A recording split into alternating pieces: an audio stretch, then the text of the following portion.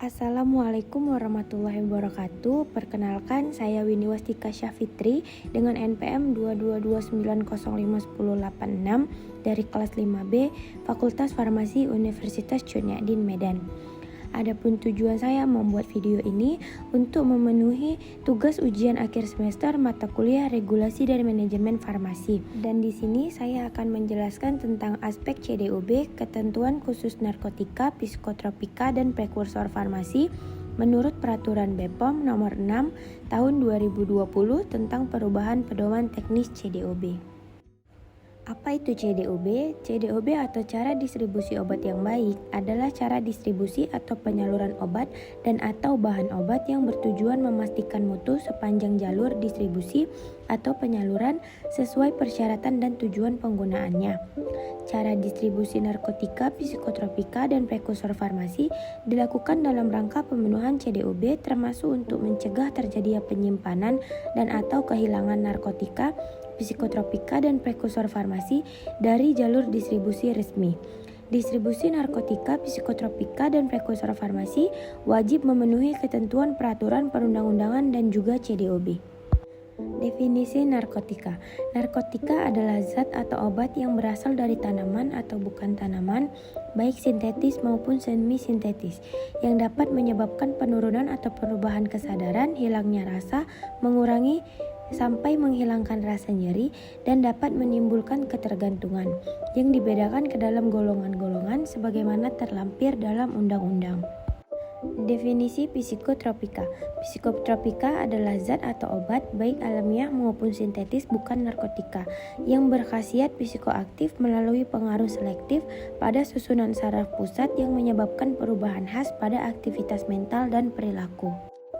Definisi prekursor farmasi.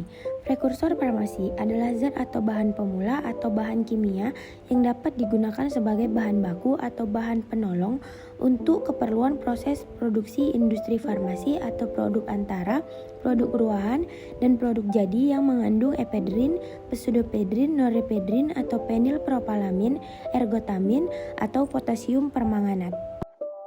Selanjutnya, penggolongan narkotika. Narkotika dibagi atas 3 golongan. Yang pertama ada narkotika golongan 1. Narkotika golongan 1 adalah narkotika yang hanya dapat digunakan untuk tujuan pengembangan ilmu pengetahuan dan tidak digunakan dalam terapi, serta mempunyai potensi sangat tinggi mengakibatkan ketergantungan. Narkotika golongan 2 adalah narkotika berkhasiat pengobatan, digunakan sebagai pilihan terakhir dan dapat digunakan dalam terapi dan atau tujuan untuk pengembangan ilmu pengetahuan serta mempunyai potensi tinggi untuk mengakibatkan ketergantungan. Yang terakhir adalah narkotika golongan 3 adalah narkotika berkhasiat pengobatan dan banyak digunakan dalam terapi dan atau untuk tujuan pengembangan ilmu pengetahuan serta mempunyai potensi ringan mengakibatkan ketergantungan. Selanjutnya adalah penggolongan psikotropika. Psikotropika dibagi atas 4 golongan. Yang pertama adalah psikotropika yang hanya dapat digunakan untuk tujuan pengembangan ilmu pengetahuan dan tidak digunakan dalam terapi, serta mempunyai potensi sangat kuat mengakibatkan sindrom ketergantungan. Yang kedua adalah psikotropika golongan 2 adalah psikotropika berkhasiat pengobatan dan dapat digunakan dalam terapi dan atau untuk tujuan ilmu pengetahuan serta mempunyai potensi kuat mengakibatkan sindrom ketergantungan. Selanjutnya adalah psikotropika golongan 3 adalah psikotropika berkhasiat pengobatan dan banyak digunakan dalam terapi dan atau untuk tujuan pengembangan ilmu pengetahuan serta mempunyai potensi sedang mengakibatkan sindrom ketergantungan. Dan yang terakhir adalah psikotropika golongan 4. Psikotropika golongan 4 adalah psikotropika berkhasiat pengobatan dan sangat luas digunakan dalam terapi dan atau untuk tujuan ilmu pengetahuan serta mempunyai potensi ringan mengakibatkan sindrom ketergantungan. Yang terakhir adalah penggolongan prekursor farmasi yang dimana digolongkan di dalam 2 tabel yaitu tabel 1 dan tabel 2. Tabel 1 berisi asetil anhidrat, N-asetiltranilik asid, epedrin, ergometrin, ergotamin, isosafrol, lisergic acid, 3,4-metilen dioksид penil, 2 propanon, norepedrin, dan 1 penilpropanon. Di tabel 2 berisi aseton, atranylic acid, ethyl ether, hidrochloric acid, methyl acetyl keton, phenylacetic acid, piperidin, sulfuric acid, dan toluen. Selanjutnya adalah ketentuan khusus narkotika, psikotropika, dan prekursor farmasi. Yang pertama ada prinsip, yaitu cara distribusi narkotika, psikotropika, dan prekursor farmasi harus dilakukan dalam rangka pemenuhan CDOB, termasuk untuk mencegah terjadinya penyimpanan dan atau kehilangan narkotika, psikotropika, dan prekursor farmasi dari jalur distribusi resmi. Yang kedua ada umum, yaitu distribusi narkotika, psikotropika, dan prekursor farmasi wajib memenuhi ketentuan perundang-undangan dan CDOB. Yang ketiga ada personalia, yaitu penanggung jawab fasilitas distribusi merupakan seorang apoteker sesuai dengan ketentuan peraturan perundang-undangan. Lalu ada bangunan dan peralatan, yaitu persyaratan bangunan dan peralatan yang digunakan untuk mengelola narkotika, psikotropika, dan prekursor farmasi wajib memenuhi ketentuan perundang-undangan. Tempat penyimpanan narkotika, psikotropika, dan prekursor farmasi harus aman dan terkunci sesuai dengan ketentuan perundang-undangan. Kunci tempat penyimpanan narkotika, psikotropika, dan prekursor farmasi dikuasai oleh penanggung jawab fasilitas distribusi dan personil lain yang dikuasakan sesuai dengan uraian pekerjaan. Personil lain yang dimaksud adalah tenaga teknis kefarmasian atau kepala gudang. Bila penanggung jawab fasilitas distribusi berhalangan hadir, kunci tempat penyimpanan narkotika, psikotropika, dan prekursor farmasi dapat dikuasakan kepada pemimpin pucak atau tenaga teknis kefarmasian. Akses personil ke tempat penyimpanan narkotika, psikotropika, dan prekursor farmasi harus dibatasi. Selanjutnya adalah operasional. A. Kualifikasi pemasok. 1. Pemasok yang menyalurkan narkotika wajib memiliki izin khusus sebagai fasilitas distribusi atau industri farmasi yang memproduksi narkotika. Yang kedua ada izin khusus menyalurkan atau memproduksi narkotika diterbitkan oleh Menteri Kesehatan. Lalu ada B, kualifikasi pelanggan. Yang pertama adalah fasilitas distribusi harus memastikan penyaluran narkotika ke fasilitas distribusi lain yang memiliki izin khusus penyalur narkotika, instalasi farmasi pemerintah seperti apotik, klinik, dan rumah sakit yang mempunyai kewenangan. Yang kedua, fasilitas distribusi harus memastikan penyaluran psikotropika dan prekursor farmasi ke fasilitas industri farmasi seperti apotek, rumah sakit, klinik, dan puskesmas yang memiliki kewenangan. Lalu poin C adalah pengadaan. 1. Pengadaan narkotika, psikotropika, dan prekursor farmasi harus berdasarkan surat pesanan dengan format khusus sesuai dengan ketentuan peraturan perundang-undangan. Yang kedua adalah surat pesanan dapat dilakukan menggunakan sistem elektronik. Ketentuan surat pesanan secara elektronik sebagai berikut. 1.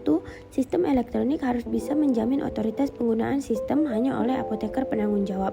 Yang kedua, mencantumkan nama sarana sesuai izin, disertai nomor izin dan alamat lengkap, termasuk nomor telepon dan stempel sarana. Yang ketiga, mencantumkan nama, bentuk, dan kekuatan sediaan, jumlah dan isi kemasan dari narkotika, psikotropika, dan prekursor farmasi yang dipesan. Lalu mencantumkan nomor urut surat pesanan, nama kota, dan tanggal dengan penulisan jelas.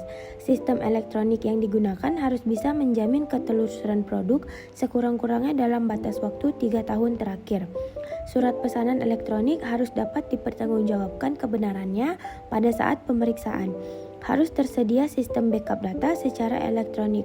Sistem pesanan elektronik harus memudahkan dalam evaluasi dan penarikan data pada saat dibutuhkan oleh pihak yang menerbitkan surat pesanan dan oleh pihak yang menerima surat pesanan. Pesanan secara elektronik yang dikirimkan ke pemasok harus dipastikan diterima oleh pemasok. Surat pesanan manual atau asli harus diterima oleh pemasok selambat-lambatnya 7 hari setelah adanya pemberitahuan elektronik. Apabila surat pesanan dibuat secara manual, maka surat pesanan harus yang pertama asli dan dibuat sekurang-kurangnya 3 rangkap serta tidak dibenarkan dalam bentuk faksimili fotokopi. Yang kedua, ditandatangani oleh apoteker penanggung jawab, dilengkapi dengan nama jelas dan nomor surat izin praktek apoteker atau SIPA sesuai izin perundang-undangan. Yang ketiga, mencantumkan nama sarana sesuai izin dan alamat lengkap serta stempel sarana. Selanjutnya, mencantumkan nama fasilitas pemasok beserta alamat lengkap. Lalu mencantumkan nama, bentuk dan sediaan dan jumlah isi kemasan dari narkotika, psikotropika dan prekursor farmasi. Diberikan nomor urut, nama kota dan tanggal dengan penulisan yang jelas. Lalu sesuai ketentuan peraturan perundang-undangan. Yang keempat, apabila surat pesanan dibuat secara manual, maka surat pesanan harus yang pertama, surat pesanan sebagaimana dimaksud hanya dapat berlaku untuk masing-masing narkotika, psikotropika, dan prekursor farmasi. Surat pesanan narkotika hanya dapat digunakan untuk satu jenis narkotika. Surat pesanan psikotropika dan prekursor farmasi hanya dapat digunakan untuk satu atau beberapa jenis narkotika dan prekursor farmasi. Selanjutnya ada poin D, yaitu penerimaan. 1. Pada saat penerimaan harus dilakukan pemeriksaan terhadap kebenaran nama, jenis, jumlah, nomor bed, tanggal kadaluarsa, jumlah dan kemasan harus sesuai dengan surat pengantar. Yang kedua, kondisi kontainer pengirim atau kemasan termasuk segel, label, dan dalam penandaan baik. Yang ketiga adalah kebenaran nama, jenis, jumlah, dan kemasan dalam surat pengantar harus sesuai dengan arsip pesanan. Yang kedua, setelah dilakukan pemeriksaan dan dinyatakan telah sesuai, penanggung jawab fasilitas distribusi harus menandatangani surat pengantar yang dibubuhi stempel fasilitas distribusi. Yang ketiga, jika setelah dilakukan pemeriksaan terdapat item obat yang tidak sesuai dengan surat pesanan atau kondisi kemasan tidak baik, maka obat tersebut harus segera dikembalikan dengan disertai bukti retur dan surat pesanan asli, dan segera meminta bukti terima pengembalian dari pemasok. Yang keempat, selama menunggu proses pengembalian, maka narkotika, psikotropika, dan prekursor farmasi disimpan di area karantina dalam tempat penyimpanan narkotika, psikotropika, dan prekursor farmasi. Dan yang kelima, jika terdapat ketidaksesuaian nomor batch, tanggal kadaluarsa, dan jumlah antara fisik dengan dokumen untuk mengklarifikasi ketidaksesuaian dimaksud ke pihak pemasok. Lalu di poin E ada penyimpanan. Yang pertama, penyimpanan narkotika, psikotropika, dan prekursor farmasi wajib memenuhi ketentuan peraturan perundang-undangan. Yang kedua, penyimpanan prekursor farmasi dalam bentuk obat jadi dilakukan secara aman berdasarkan analisis resiko dari masing-masing fasilitas distribusi. Yang ketiga, memisahkan dan memberi status yang jelas terhadap narkotika, psikotropika, dan prekursor farmasi, yaitu hasil penarikan kembali atau recall, kadaluarsa, rusak, kembalian sebelum dilakukan investigasi dan pemusnahan atau dikembalikan ke pemasok. Selanjutnya ada poin F, yaitu pemusnahan. Pemusnahan dilakukan oleh penanggung jawab fasilitas distribusi dan disaksikan oleh petugas Dinas Kesehatan Provinsi dan Balai Besar atau Balai POM setempat, serta dibuat berita acara pemusnahan yang ditandatangani oleh penanggung jawab fasilitas distribusi dan saksi. Yang kedua, bila tempat pemusnahan berbeda provinsi dengan lokasi fasilitas distribusi, pengajuan permohonan saksi pemusnahan tetap disampaikan kepada Dinas Kesehatan Provinsi dan Balai POM. Yang ketiga, bila pemusnahan dilakukan oleh pihak ketiga, maka pihak ketiga termasuk bagian dari saksi selain pemilik narkotika, psikotropika, dan prekursor farmasi, dan saksi dari Dinas Kesehatan Provinsi dan Balai POM. Lalu yang keempat, laporan pemusnahan sekurang-kurangnya memuat nama narkotika, psikotropika, dan prekursor farmasi, jenis dan kekuatan sediaan, isi kemasan, jumlah, nomor batch, dan tanggal kadaluarsa. Lalu ada berisi tanggal, waktu, dan tempat pelaksanaan pemusnahan, cara alasan pemusnahan, nama petanggung jawab fasilitas, dan saksi-saksi. Lalu ada poin G, yaitu penyaluran. Dalam penyaluran harus memperhatikan tahap-tahap penerimaan pesanan, pengemasan, dan pengiriman. Yang kedua, penerimaan pesanan. Pada saat penerimaan pesanan, penanggung jawab fasilitas distribusi wajib memeriksa hal-hal sebagai berikut. 1. Surat pesanan menggunakan format khusus yang telah ditentukan. Yang kedua, keaslian surat pesanan tidak dalam bentuk faksimili, fotokopi, scan dokumen yang diprint atau email. Kebenaran surat pesanan, keabsahan surat pesanan.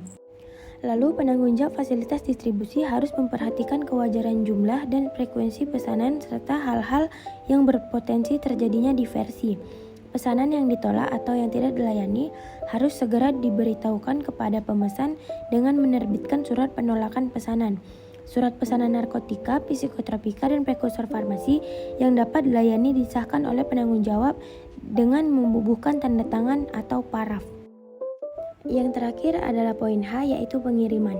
1. Setiap pengiriman narkotika, psikotropika, dan prekursor farmasi harus disertai dan dilengkapi dengan dokumen yang sah yang dikeluarkan oleh fasilitas distribusi yang ditandatangani oleh kepala gudang dan penanggung jawab.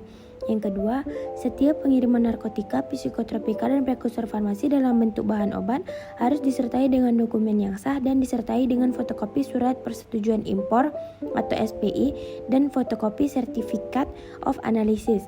Yang ketiga, dokumen pengiriman harus terpisah dari dokumen lain. Yang keempat, fasilitas distribusi wajib bertanggung jawab terhadap pengiriman narkotika, psikotropika, dan prekursor farmasi sampai diterima di tempat pesanan oleh penanggung jawab dan dibuktikan dengan telah ditandatanganinya surat pengantar atau pengiriman barang. Cukup segitu yang dapat saya sampaikan tentang aspek CDOB, ketentuan khusus narkotika, psikotropika, dan prekursor farmasi menurut Peraturan BPOM Nomor 6 Tahun 2020 tentang perubahan pedoman teknis CDOB. Lebih dan kurangnya saya mohon maaf.